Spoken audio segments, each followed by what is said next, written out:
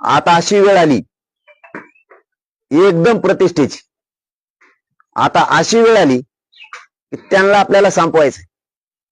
आपल्या पोरांचे मुर्दे पडले पाहिजेत, आपल्या पोरीचं आपल्या पोराचा मुर्दा पडला पाहिजे.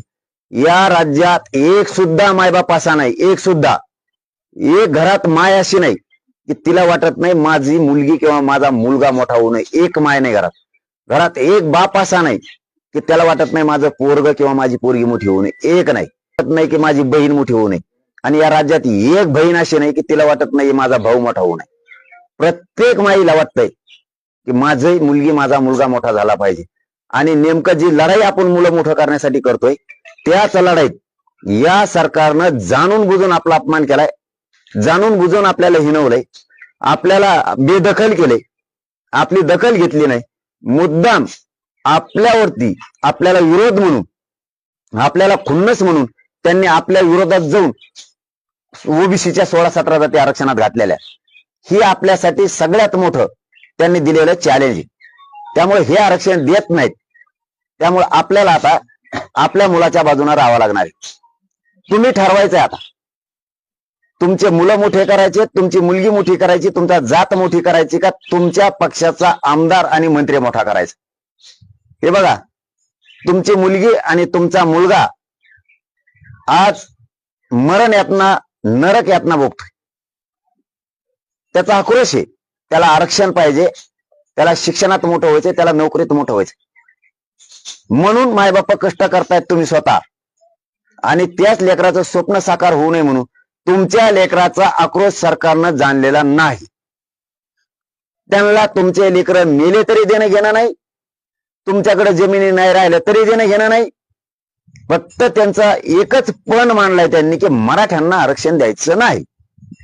ही त्यांचा पण आहे. आणि आपला पण असा आहे मराठ्यांचा की माझी मुलगी माझा मुलगा मोठा झाला पाहिजे. आणि त्यांनी नेमकं मराठ्यांचे पोरं आता श्रीमंत होण्यापासून रोखलेत. त्यांना मराठा आणि मराठ्यांचे पोरं भिकारी करायचे. आता वेळ तुमच्या हातात. तुम्ही आता तुमच्या लेकराचा मुर्दा पडता असताना तुमच्या मुलीच्या, तुमच्या मुलाच्या, तुमच्या जातीच्या मानेवर कुऱ्हाडी नावार सुरू केलेत. त्यांनी तुमचा घात करायचा ठरवलाय. सामाजिक, राजकीय, शैक्षणिक सगळाच. तर या ठिकाणी तुम्हाला आता मराठ्यांना जागा होणं गरजेचं. मी सांगतोय म्हणून नाही. तुम्ही भाजपमध्ये असाल, तुम्ही काँग्रेस शिवसेनेत असाल, तुम्ही कोणत्या पक्षात असाल, फक्त आज संध्याकाळी आपण आपल्या लेकराला जवळ घेऊन बसा आणि आरक्षणाची किंमत विचारा. मग तुम्हाला कळेल की माझ्या मुलीला, माझ्या मुलाचं वाटोळं करणाऱ्याला मी मतदान का द्यायचं. तुमचा निवडून दिलेला आमदार, तुम्ही केलेला मंत्री, तुम्ही बसवलेला देवेंद्र फडणवीस या माणसानं तुमचे मुलं आणि तुमच्या मुली संपवायचं ठरवलंय. मग अशा लोकांना जर तुम्ही मतदान करणार असाल किंवा निवडून देणार असाल तर तुम्ही स्वतः तुमच्या मुलाचं, तुमच्या मुलीची अग्निपरीक्षा बघताय. तुम्ही स्वतः तुमच्याच रक्ताच्या लेकराची, तुमच्या सोन्यासारख्या लेकराची, ज्याला आपण माझ्या जीवाचं काळीज म्हणलं जातं, ज्या लेकराला आपण तर हाताच्या फोडापेक्षाही जास्त सांभाळे, जी यावेळेस पाऊस वारा आला, ऊन आला, गाडी झाल्या, मोठमोठ्याले पूर आले, त्यावेळी छत्री जर नसेल तर तुम्ही आईनं लेकराच्या डोक्यावरती पदर धरलाय, त्याला ऊन लागू नये, त्याला पाऊस लागू नये म्हणून. ते लेकर सरकारनं उन्हात टाकायचे ठरवले. तुम्ही मराठा समाज समजून घ्या. तुम्ही भावनिक होऊ नका की महानेता, महापावना, महापक्ष तुमचे लेकर आहेत, तुमची जात आहे. ज्या माय माऊलीनं, ज्या बापानं स्वतःच्या पायाला चप्पल घेतली नाही पण लेकराला चप्पल घेतली, स्वतःला कपडे घेतले नाही पण मुलाला शिक्षणाला जाताना कपडे घेतले, आई बापानं कधी डोक्याला तेल लावलं नाही पण लेकराला तेल दिलं, स्वतः कधी पावसाभर चिवडा खाल्ला नाही पण लेकराची शाळेत फीस भरली, त्या लेकरांना आयुष्यातून संपवण्याचं काम सरकार करायला लागले. ज्यावेळेस तुमचे लेकर आता संकटात सापडलेत त्यावेळेस तुम्ही लेकरं मोठे होण्यासाठी योग्य टायमिंग साधून, हीच आता योग्य वेळ आहे की 5 वर्षे बोंबलत बसण्यापेक्षा, 5 वर्षे लोकांच्या दारात जाऊन हात पसरण्यापेक्षा, हे द्या, हे द्या, हे द्या म्हणत बसण्यापेक्षा आता मराठ्यांसह सगळ्या जाती धर्मातल्या लोकांनी गोरगरिबांची लाट आली याच्या सहभागी होऊन आपल्या लेकराच्या बाजूने उभा राहिलं पाहिजे. हे बघा, मी पुन्हा शेवटचं सांगतो, अशी लाट पुन्हा येणार नाही. आणि एवढं मोठं संकट मराठ्यावर आले, हीच वेळेत परतून लावायची. यावेळेस जर तुम्ही मतदान रूपी ताकद जर दाखविली नाही तर तुमच्या लेकराला या जगात कोणीही वाली असणार नाही. या महासंकटातून तुमचे जात आणि तुमचे पोरं जर तुम्हाला बाहेर काढायचे असले तर तुम्हाला मात्र आता मनात आणि मतात दोन्हीतही परिवर्तन करावं लागणार आहे.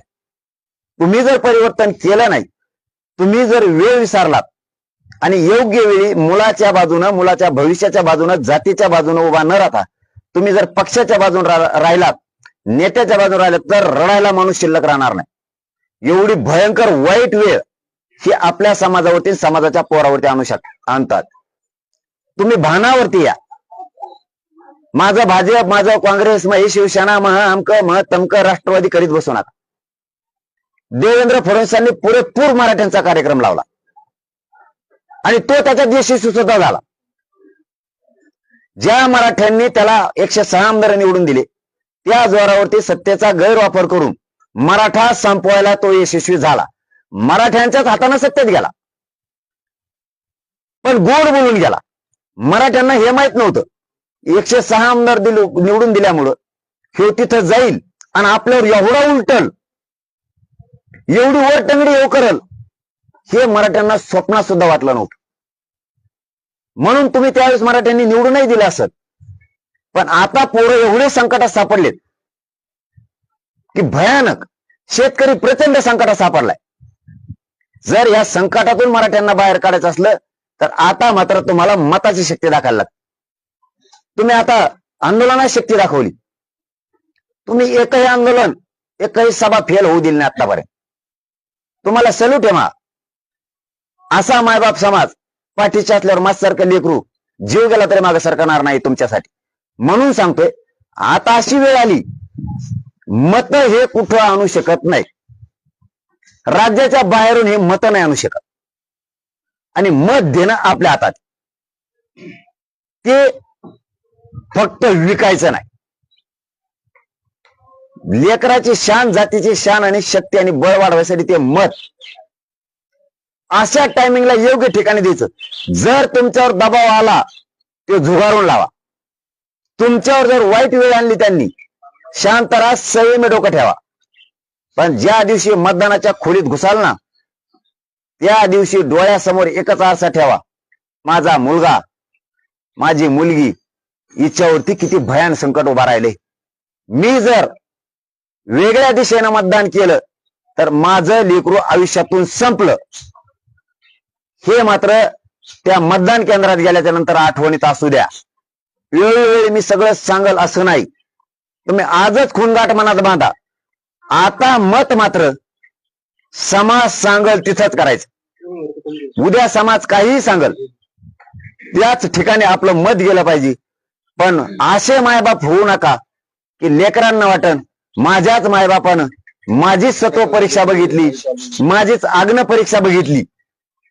एकाही लेकराला, एकाही मुलीला, एकाही मुलाला असं वाटू देऊ नका की माझ्याच बापानं, माझ्याच आईनं, माझ्याच भावानं आमची अग्नी परीक्षा बघितली, आमच्या बाजूने मतदान करायचं, आमच्या भविष्याच्या बाजूने करायचं, आम्हाला जिथं खुर्ची मिळणार आहे तिथं करायचं, आम्ही मोठे होण्यासाठी मतदान करायला पाहिजे, आम्ही अधिकारी बनून खुर्चीवर बसावं या बाजूने मतदान करायचं. या भूमिकेत मायबापांना राहा. कधी तुमच्या लेकराला असं वाटलं नाही पाहिजे आम्ही खुर्चीवर बसायला, ज्याने विरोध केला त्यालाच खुर्चीवर बसवायसाठी माझ्या मायबापाने त्यांना मतदान केलंय. म्हणजे ज्यांनी तुमचे पोरं संपवलेत खुर्चीवर बसू नये म्हणून, तर असा या राज्यात एक बी मराठा नाहीये की तो आपल्या पोराचं वाटोळं करणाऱ्याला पुन्हा खुर्चीवर बसवी. जातवान मराठा तरी किमान आपल्या पोरांचं वाटोळं करणाऱ्याला आता खुर्चीवर बसून देणार नाही. स्वतःच्या मुलाच्या बाजूने राहा. एवढ्या वेळेस आता मतातून ताकद दाखवा. पण 100% बाहेर गेलेले सगळ्यांनी आपण आपल्या ठिकाणी यायचं. 2 दिवस आधीच सगळं बंद. सगळ्यांनी आपण आपल्या ड्युट्या, म्हणजे नोकरीला शिक्षक असतील, कोणाच्या संस्थेवर असाल तुम्ही, यावेळेस गेम फिरवायचा म्हणजे फिरवायचा. तुम्ही अधिकारी असाल, तुम्ही पोलीस असाल, तुम्ही महसूल असाल, तुम्ही मिलिटरीत असाल, तुम्ही कर्मचारी असाल, तुम्ही हॉस्पिटलला असाल, कुठं एखाद्या सरकारी दवाखान्यात असाल, तुम्ही एसटी कर्मचारी असाल, तुम्ही रिक्षाचे ड्रायव्हर असाल, तुम्ही ट्रकचे असाल, तुम्ही टेम्पोचे असाल, तुम्ही जीप चालवित असाल, तुम्ही टपऱ्या चालवित असाल, तुम्ही किराणा दुकान चालवित असाल, तुम्ही हॉटेलमध्ये असाल, तुम्ही मोठे व्यावसायिक असाल, तुम्ही प्रकल्प असाल, तुमच्याकडे एखाद्या मोठ्या कंपन्या असतील, उद्योगपती असाल, तुम्ही बिल्डर असाल, तुम्ही कोणीही असाल, विना अनुदानित शिक्षक असतील, तुम्ही एसटी कर्मचारी असतील, तो कोणताही मराठा असू द्या, तो हमाली करणारा असू द्या, किंवा तो झाडून घेणारा असू द्या, किंवा तो माथाडी कामगार असू द्या, या राज्यातला कानाकोपऱ्यातला श्रीमंतापासून गरीब मराठ्यांनी सगळ्यांनी यावेळेस मताला मुखायचं नाही. श्रीमंत मराठ्यांनी घरात मतासाठी बसायचं नाही, अजिबात बसायचं नाही. मी कसा लाईनीत लागू, मी लय मोठा आहे, मी लय श्रीमंत आहे, मला लय ऊन लागत आहे, उन्हात घाम कसा आहे. श्रीमंत बाहेर पडला की गरीब बाहेर पडत असतो. श्रीमंताचा आदर्श गरीब घेत असतो. आणि जर हे श्रीमंत बाहेर पडला नाही तरी मराठ्यांना सांगतो, त्या दिवशी सगळ्या मराठ्यांचं काम बंद, पूर्ण मराठ्यांचं काम बंद. आदल्या दिवसापासूनच, मतदानाच्या आदल्या दिवशी काम बंद, मतदानाची पुऱ्या पेट्या बांधून देईपर्यंत मराठ्यांचं काम बंद.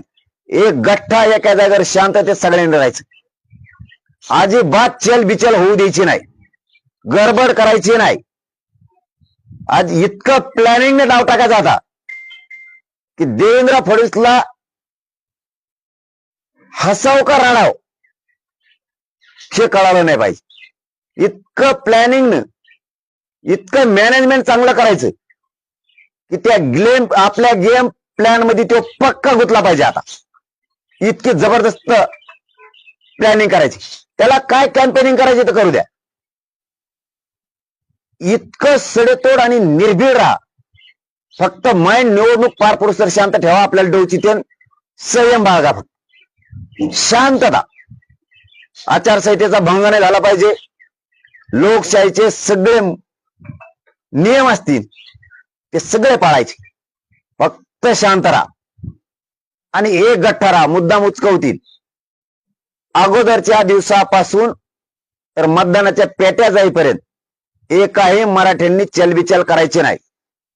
व्यवस्थित ठरल्याप्रमाणे घराघरात मराठ्यांच्या पोहोचलं पाहिजे. मराठ्यांच्या श्रीमंतापासून गरिबांपर्यंत, बांधावरती शेतात काम करणाऱ्यापर्यंत योग्य विषय गेला पाहिजे. गडबड करायची नाही. हे काम फक्त 4 दिवसात होऊ शकतं. गावातल्याच पोरांनी गावातच व्यवस्थित प्लॅनिंग करायची. 4 दिवसात गाव डेव्हलप होतं. आता तर 30-40 दिवस आहेत काहीतरी. हे खूप झाले, हे खूप झाले, खूप येते. आपण आपल्या गावच्या घरापर्यंत कसं जायचं, शांत माइंड ठेवून जायचं. गाई गडबडीत पुन्हा चिखलात समात फसता कामा नाही. इतकी प्लॅनिंग चांगली करायची.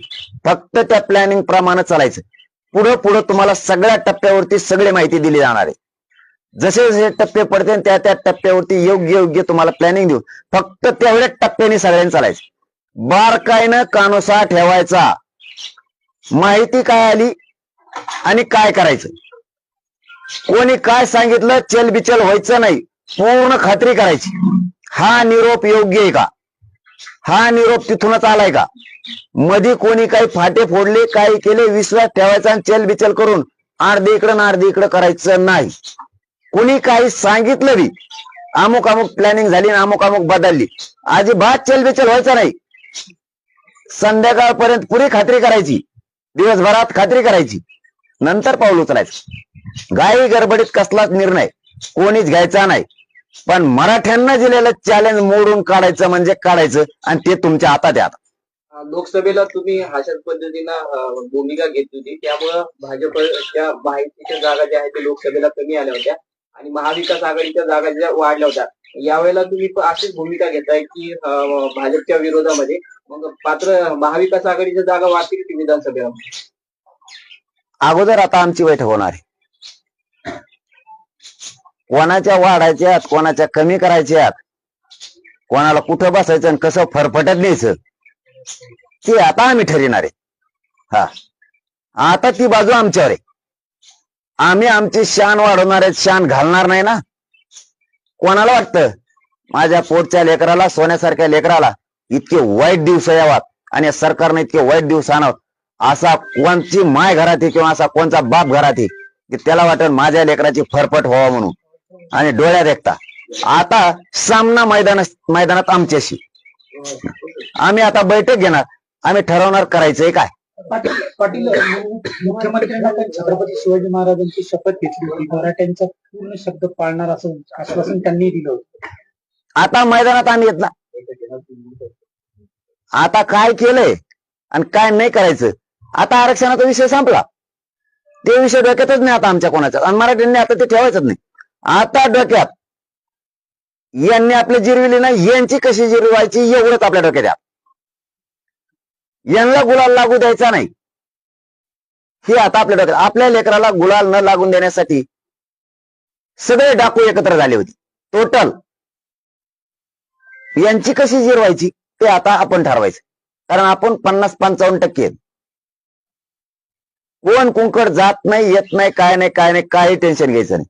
वेळेवर जरी एखादा माणूस आपला इकडे तिकडे फिरत असला तरी वेळेवर तो त्याचा गेमच करणार, कारण असं बऱ्याच जागेवर सिद्ध केलेलं आहे मराठीने. हा, तो टायमाला त्याचा गेमच करणार जरी फिरला तरी इकडे तिकडे. शक्यतो कोणी फिरूच नका, ही माझी मराठा समाजासाठी तुम्हाला हात जोडून विनंती, पाया पडून सांगतो. मराठ्यांनी मराठ्यांच्या लेकराच्या बाजूने उभा राहून एवढ्या वेळेस मराठ्यांची शान वाढवा. आपल्याला ही गरज आहे आता मुलं मोठं करण्याची, आणि मराठा समाज सज्ज झाला. सरकारनं जो गुलाल उधळला होता त्या मराठ्यांचा अपमान केला त्याने. हो, मी त्याच वेळेस सांगितलं तुम्ही गुलाल उधळू नका. तुम्हाला उधळायचं असेल तर त्या गुलालाचा अपमान होऊ देऊ नका. ठीक आहे, त्यांना करूही दिलं नसेल काम, कारण खूप आकर्ष आहे मराठ्यांच्या बद्दल.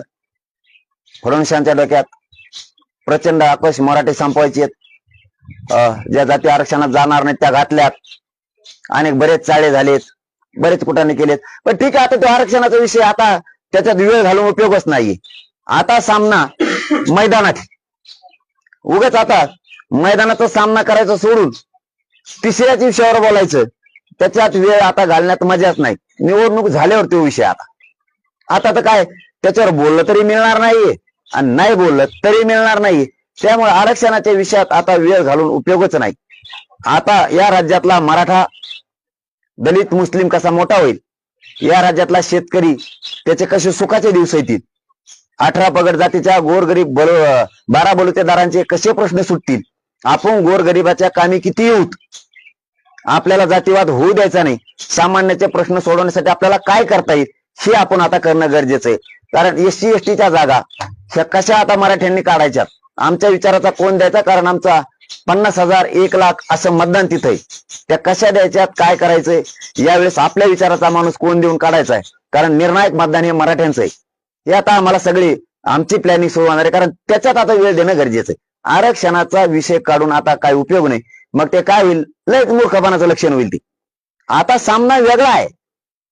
हा, आता मैदान मारायचं आहे आता एकमेकाला. आता एकमेकाने दंड थोपडलेत आता एकमेकाच्या विरोधात.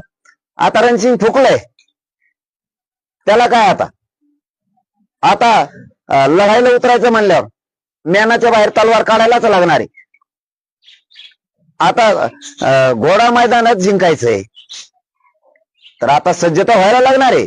दुसरे विषय काढून तुला एकच काय जिंकशी. आता ते विषय आता सामान्यांसाठी आपल्यासाठी आपल्याला काय करता येईल, त्यांना कसा न्याय देता येईल, त्यांना त्यांची उंची 75 वर्षात गरिबांची वाढू दिली नाही, मग तो शेतकरी असेल किंवा 18 पगड जातीचा असेल, दलित मुस्लिम असेल, याची उंची या राज्यात कशी वाढत, या राज्यात त्याला मानाचं स्थान कसं मिळेल, त्याला सन्मानाची वागणूक या राज्यात कशी मिळेल, गोरगरीब शेतकऱ्याला सन्मान या राज्यात का मिळत नाही 70-75 वर्ष, त्याचा सन्मान कसा वाढेल त्या शेतकऱ्याचा, हे काम इथून पुढे करावं लागणार आहे. आणि त्यासाठी आताचा हा उठाव आहे. आता जबाबदारी गोरगरिबावर येऊन थांबली, कारण काही केलं, तुम्ही हजारो करोड रुपये दिले तरी ही मत मात्र गरिबांच्या हातात. ती बैठक घेणार कधी अंदाज काही म्हणजे उद्याच्या तारीख डिक्लेअर करतोय मी. कारण हे अचानकच केलं यांनी या तारखाचं, आणि आज तारीख डिक्लेअर केली तर परत गडबड गोंधळ होईल. आणि तुम्ही वारंवार म्हणत होता की मला निवडणुकीत त्याच्यात ओढू नका, मात्र सरकारनं आता तुम्हाला आज आचारसंहिता लावून निवडणुकीत त्याच्यात ओढलेलं आहे. चांगलं झालं, काय हरकत नाही. ते काय म्हणतात ना, जो होता तो अच्छा होता. हो दे ना, आता मलाही दाखवून देईन जशी त्यांना कचका काय असतं ते. आता इथून मागे तसा दाखिला, आता असं दाखवतो. काय असतं शेवटी मग आता कस लावावाच लागतो, त्याला नाविलाज कस लावावा लागतो. फक्त योग्य टायमिंगला समाजाने योग्य वेळेवर निर्णय घ्यावा शेवटच्या 2 दिवसात. हो, कारण तुम्ही काय केलंय 40 दिवसात यापेक्षा अगोदरचा दिवस आणि मतदानाचा दिवस मात्र तुमच्या हातात. तुम्ही कुठे गेलात, कुठे आलात, यापेक्षा मतदानाचा अगोदरचा दिवस आणि मतदानाचा दिवस ह्यो मराठ्यांचा असला पाहिजे. हा, पाटील, भाजप राज्यामध्ये हरियाणा पॅटर्न वापरणार आहे. पळ तिकडे, हरियाणा कुठे इथं असते ते कुठं तिकडे इकडे काय फेसकोट पाडाय सगळा हरियाणा, तिकडं कुठून आणतो ते मुसंड्यान फसांड्यान. इथं काय मुसंड्यान फसांड्या, इथं मुसंडी मराठ्याचीच असते, लोळवा लोळी मराठ्याची असते, इथं लोळीतच असतो मराठा. लोळले आता पुरे बघ म्हणा माझ्या आता. मराठा समाजाच्या आरक्षणाची मागणी करताना तुम्ही सरकारकडे मागणी केली, खास करून फडणवीसांनी आरक्षण द्यायला पाहिजे तर अशी मागणी तुमची होती. आता तुम्ही लढाई ही राजकारणाकडे गेली आहे, आता विधानसभेची लढाई आहे. यामध्ये तुम्ही कोणाविरुद्ध लढणार आहात? महायुती, महाविकास आघाडी, तिसऱ्या आघाडीशी तुम्ही सोबत राहणार, स्वतंत्र लढणार? आता ते काय व्हायचं ती समाजाची बैठक घेतल्यावर प्रत्यक्ष सगळ्याशी बसणार. मी समाजाला परिणाम दुष्परिणाम सगळं सांगणार, माझ्या समाजाला लपून ठेवणार नाही, आणि जी एकमुखाने मागणी होईल त्याच्या ठेव पट्ट्या सगळ्यात पुढे राहणार. तुम्ही वेळोवेळी म्हणता 13 महिने झाले, तुम्ही 13 महिने झाले आंदोलन चालू आहे, तयारी चालू आहे. मग तुम्ही उमेदवार पण उभे करू शकता, अशी किती सीटची तयारी आहे सध्या तुमची? मी सगळं तुम्हाला बैठकीच्या दिवशी सांगणार, जी आपण बैठक घेणार आहे त्या दिवशी सांगणार. कारण मला समाजाला अगोदर एक मुलगा म्हणून माझी जबाबदारी बनते, समाजाचा मुलगा म्हणून. परिणाम दुष्परिणाम, यश अपयशाच्या मार्गावरती ज्यावेळेस आपण चालायला लागतो त्यावेळेस आपल्याला दोनही गोष्टी ग्राह्य धरून चालायला लागतात. त्याचे होणारे परिणाम, त्याचे होणारे दुष्परिणाम हे समाजाला सांगितलं, आणि तरी पण त्या तयारी जर असेल तर आपण मनाने परिपक्व आहेत त्या गोष्टीबाबत. आपण परिणामाची चिंता करणार नाही, त्याचा अर्थ असा होतो.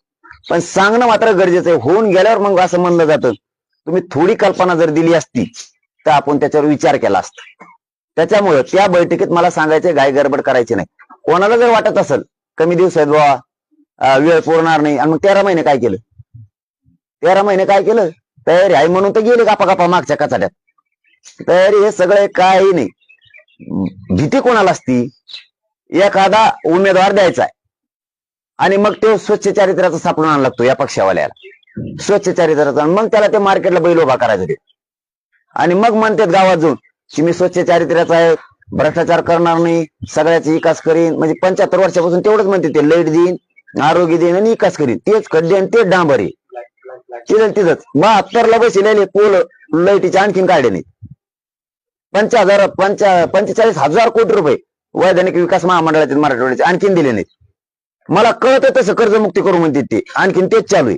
तेच बल्ब आहेत पोलवर, आणखीन पण ते चिमणी बसली तरी बल्ब फुट होती त्या बल्बावर. म्हणजे असा इतका भयानक विकास यांचा. त्यामुळं काम करताना मला समाजाला आधी काही गोष्टी सांगायला लागतात, परिणाम, त्याचे दुष्परिणाम, आणि त्यातून चर्चा होईल. दादा, तुम्ही मागच्या वेळेला काही लोकांचे डेटा जो आहे तो गोळा केला होता, तो डेटा आता तुम्ही वापरणार आहात, बाहेर काढणार आहात, तर किती लोकांचे डेटा जो आहे तो विधानसभेच्या निवडणुकीसाठी तुमच्याकडे आला होता? नाही, चळवळी तर चालू होणारच ना. डेटा बाहेर काढणार, कागद बाहेर काढणार, सगळे बघणार बी, पाडायचं बघणार, बरेच बघणार आहेत आम्ही म्हणा या बारीने. महाविकास आघाडी आणि तिसरी जी आघाडी आहे हे जर तुमच्याकडे आलं तर त्यांच्यासोबत तुम्ही लढणार? मी समाजाला विचारतोय, या गाड्या खोगाड्या जाऊन दे तिकडे, हे कदरलेले लोक यांना सगळे पार्क येईल. तुम्हाला मी आता बैठकीची तारीख सांगतो, त्या दिवशी सगळ्या घोषणा होणार, फाईट उतरणार. मी सांगितलं ना मोगा, सांगता राहिलं, आमची तयारी पुरी आहे, काय टेन्शन नाही. भीती कोणाला असती, भीती कोणाला राहती?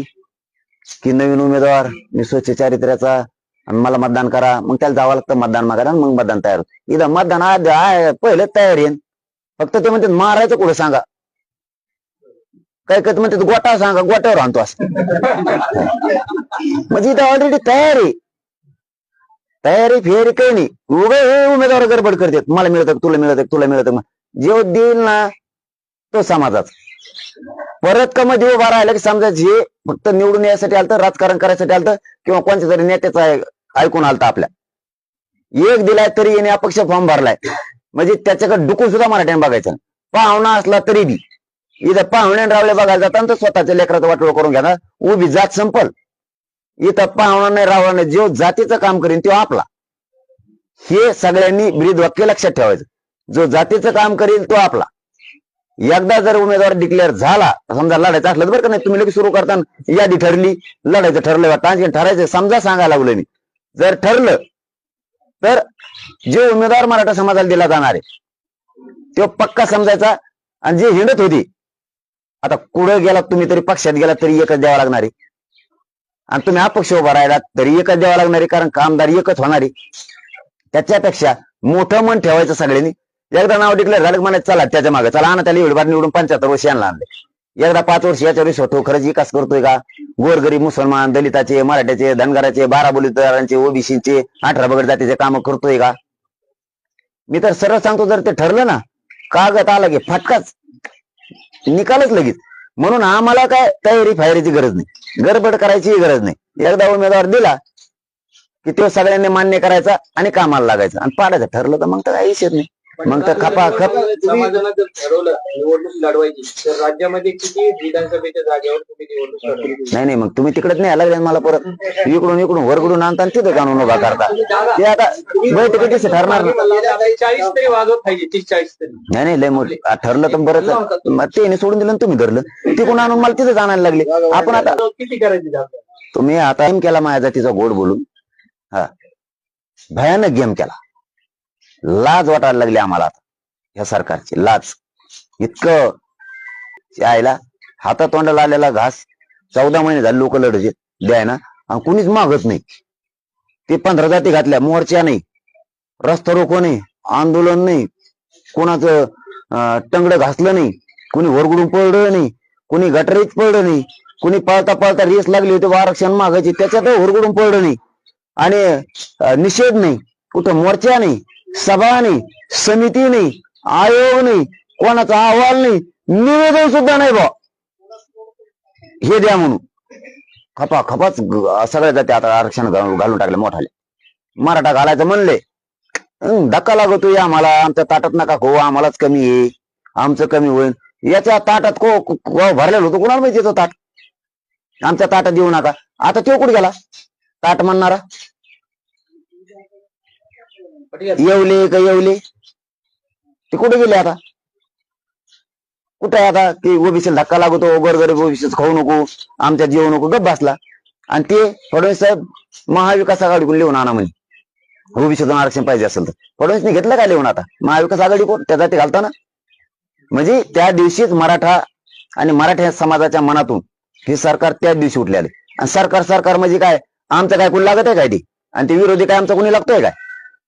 शेवटी आम्हाला आमच्या पोरांचं किती वाटलं झालं हे तर बघायला लागेल ना. तुम्ही पोराच्या हिताचं बोलणार मराठा समाज का सरकारच्या हिताचं का विरोधीच्या हिताचं बोलणार? तुम्ही तुमच्या लेकराच्या हिताचं बोलावं लागेल ना तुम्हाला.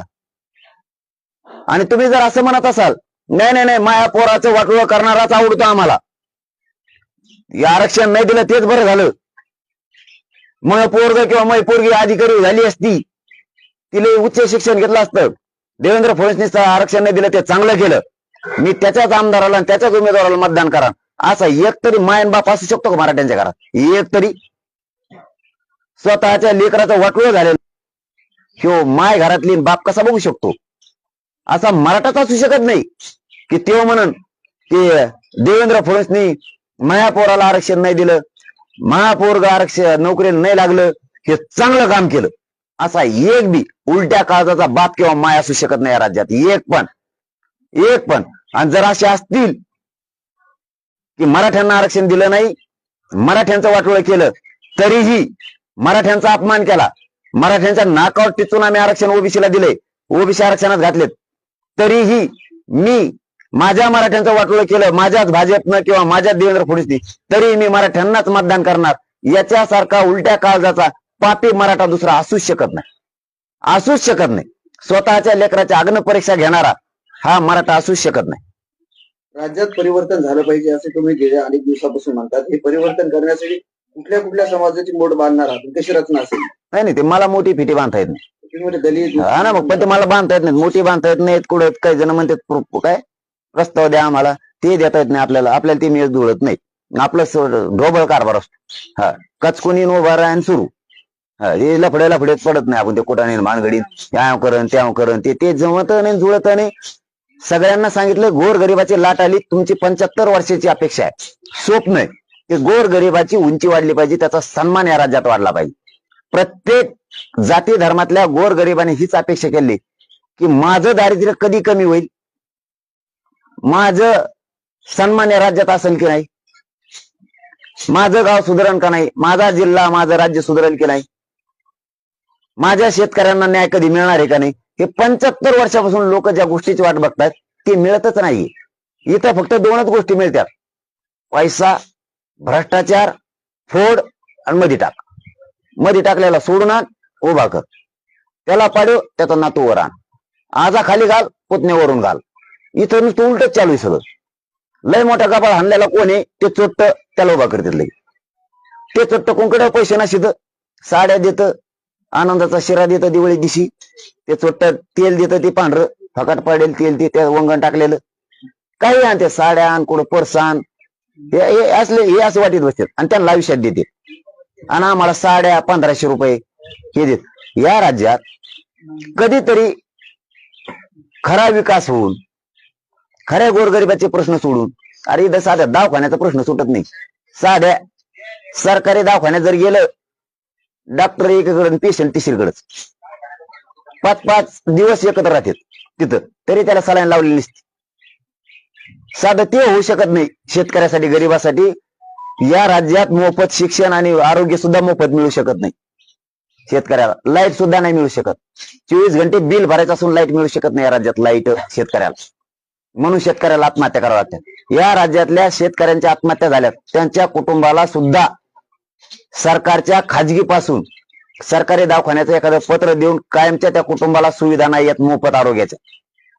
इथं ज्यावेळेस बापाला मुलीची फी भरायची ना, 50,000 रुपये जर भरायचे असले ना, तर 100 उंबरे झिजायला लागते त्याला, डोळ्यात पाणी येतं, पाणी. ही आक्रोश कधीच कोणी विसरायचं नाही पाहिजे. इथं नुसत्या गप्पा आहेत फक्त. डांबर बनवू, तुमचा रोड बनवू, तुमचं संडास बाथरूम बनवू, त्या संडासाचं सुद्धा खाते ते, त्याच्यात सुद्धा 300-400 रुपये होण्या काढी एका मागे. साध्या निराधारचा सुद्धा प्रश्न सुटत नाही. निराधारचा साधा, ज्यांना कुणीच नाही, यांच्या पगार सुद्धा लागायला तयार नाहीत, त्यांच्या सुद्धा पैसे का देते. इथं गोरगरिबांना काहीच नाहीये. इथं जे स्वप्न डॉक्टर बाबासाहेब आंबेडकरांनी बघितलं होतं की SC STच्या जागेवर खरा SC STच गेला पाहिजे,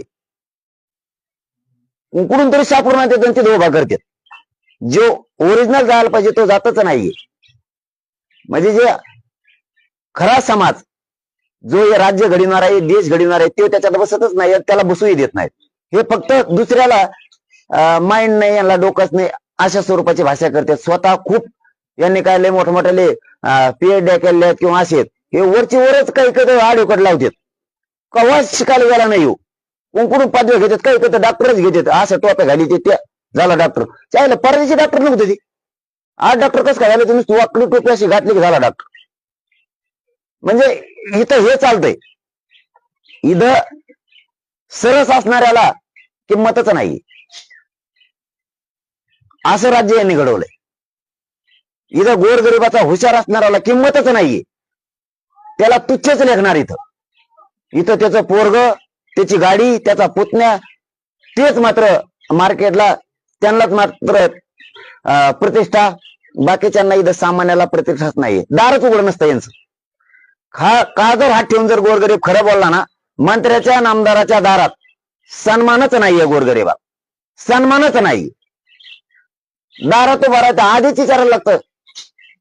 ते बोंगरे ठुलेले 2-4 ते PF हे ते गचपाणी कोडून आणले, त्याला आधी कागद लिहून द्यावं की तो साहेब सांगतात, साहेबांनी ठरवायचं मग त्याला भेटायचं का नाही. या राज्याची ही सत्य परिस्थिती. ज्या मतदारांनी, ज्या गोरगरिबांनी यांना मोठं केलं त्यांनाच हीन वागणूक आहे या राज्यात. त्यांचेच कामं करत नाहीत, होतच नाही म्हणते तर काय करावं, मग कशाला बसणार तिथं. म्हणून सर्वसामान्यांनी ही सर्वसामान्याची लाटाली गरिबाची याच्यात सहभागी होऊन पुन्हा पुन्हा त्यांच्या दारात जाऊन हात पसरण्यापेक्षा योग्य टायमिंग साधायची आणि मतदानाची दिवशी आउटच करून टाकायचे, पुरे ठेवायचेच नाही. चलो, धन्यवाद.